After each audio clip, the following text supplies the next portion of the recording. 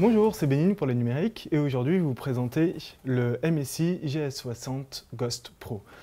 Donc ce Ghost Pro est notre référence gamer, il a été noté 5 étoiles par nos soins et pour des raisons très simples et assez évidentes. Déjà son châssis extrêmement fin et très léger, il pèse juste 2 kg. C'est expliqué par les matériaux utilisés, c'est de l'alliage de magnésium. Deux autres points importants aussi, la configuration qu'il embarque, un i7 4700HQ, 8 Go de mémoire vive et une carte graphique de dernière génération, une Nvidia GTX 870M. Dernier point qui font de ce PC portable gamer un incontournable, son écran très bien contrasté et aussi particulièrement bien réglé. Chose très rare pour les portables en général, mais encore plus précisément pour les portables gamers. Alors ensuite, il profite d'une très bonne qualité de finition, comme on l'a dit, un clavier rétroéclairé. On peut vraiment l'utiliser pour tout faire.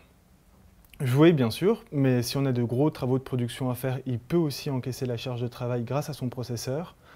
Il est équipé d'un SSD et d'un disque dur, donc on n'a aucun problème au niveau du système de stockage. Par rapport à ses concurrents, on va dire qu'il est un peu seul pour l'instant, parce que dans les PC Slim Gamer d'une telle puissance et polyvalence, il n'y a pas vraiment de concurrent. Chez Asus, ça sera un G750. Le problème, c'est qu'il est beaucoup plus gros et plus encombrant. Et dans son domaine, il est à peu près le seul, et le seul à le faire aussi bien. Ensuite, si on doit l'acheter, on doit se poser la question de est-ce qu'on aura l'utilité d'un tel ordinateur portable? Pour les gros joueurs, oui. C'est évident, ça marchera très très bien. Il fait tourner tous les derniers jeux en Full HD, tout détail au maximum, à une moyenne de plus de 30 images par seconde. Par contre, il a deux défauts.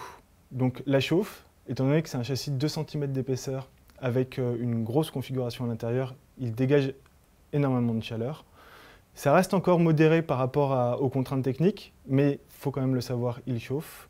Et une autre contrainte vient des haut-parleurs qui ne sont pas particulièrement bons, mais qui sont secondés par une sortie casque qui elle est assez performante. Et comme généralement les gamers jouent plus souvent au casque qu'au HP, ce n'est pas vraiment un point faible.